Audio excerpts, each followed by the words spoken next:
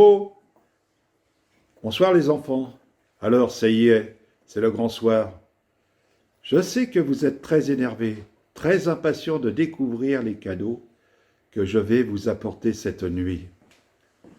Pour vous calmer, je suis venu vous raconter une histoire de Noël. Figurez-vous que c'est une histoire vraie qui est arrivée à une petite fille et à son jeune frère il y a quelques années. Heureusement, je les ai rencontrés. Écoutez un peu. Aurore, 10 ans, et Julien, 6 ans, attendent comme tous les ans la grande fête de Noël. Chaque année, leur maman prépare un grand repas et la famille se retrouve autour de la table. C'est formidable. Aurore est une petite fille blonde aux cheveux bouclés. D'ailleurs, elle n'aime pas sa chevelure, car à l'école, les garçons n'arrêtent pas de tirer sur ses mèches en criant « Oh, les jolis ressorts !» Mais pour le moment, elle est en vacances. Elle ne pense plus à tout cela. Il est temps maintenant d'aller avec papa choisir un bel arbre de Noël pour finir la décoration de la maison. Depuis ce matin, la neige tombe et déjà un beau manteau blanc recouvre la campagne. Bien emmitouflés dans leurs anoraks, papa, Aurore et Julien se dirigent dans la forêt. « Je veux le plus grand des sapins de la forêt !» insiste Julien. Puis il entraîne sa sœur dans une course à travers bois, afin de trouver le plus beau sapin. Papa a du mal à suivre ses enfants. Eux ne font pas attention. Ils continuent à chercher le sapin qui ornera la maison, quand tout à coup, Julien est attiré par un bruit. Il découvre un petit lapin et sans réfléchir, il court derrière lui. Aurore le suit, mais Julien ne s'arrête pas. Il court droit devant lui, sa sœur le suit juste derrière. Hélas, au bout d'un moment, ils perdent le lapin et Julien se rend compte qu'ils ne savent pas où ils sont. Plus aucune trace de papa. Aurore crie pour appeler, mais rien, pas de réponse. C'est le silence total. Julien se met à pleurer, tandis qu'Aurore le rassure. Papa va sûrement nous retrouver. Il ne faut surtout pas bouger d'ici. Mais le temps passe. Julien a froid et faim. Aurore, qui a quelques bonbons dans sa poche, le réconforte comme elle peut. La nuit tombe. La forêt devient toute noire. Aurore prend son petit frère dans ses bras et le berce. Progressivement, il s'endort. Il ne veut pas lui montrer qu'elle a peur. Puis, soudain, elle entend un bruit derrière elle. La fillette est inquiète. Elle imagine qu'il s'agit d'un loup, car son père lui a toujours raconté qu'il y avait des loups dans ces bois. Elle tremble, mais elle ne veut pas réveiller son petit frère.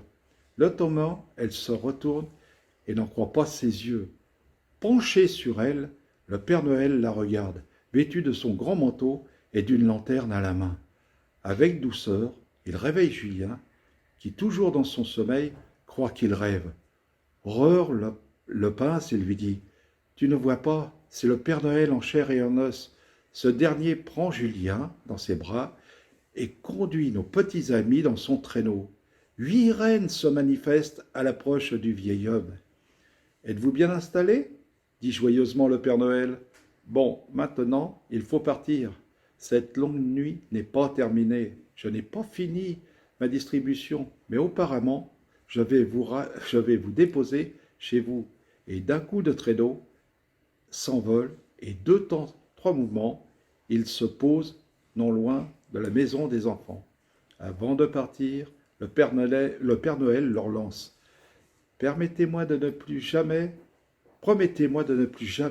vous éloigner de vos parents. » Aurore et Julien, trop heureux de retrouver leur famille, jurent que désormais, ils seront toujours sages.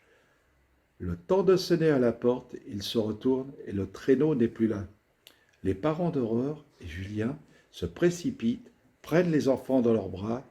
Ils sont si heureux de les retrouver. Lorsque les enfants racontent que c'est le Père Noël qui les a ramenés, les parents ne semblent pas les croire et imaginent qu'ils ont rêvé. Mais Aurore et Julien se souviendront toujours de cette belle nuit de Noël où ils sont montés dans le chariot du Père Noël. Voici, mes enfants, une histoire qui se termine bien. mais ces deux enfants ont eu beaucoup de chance.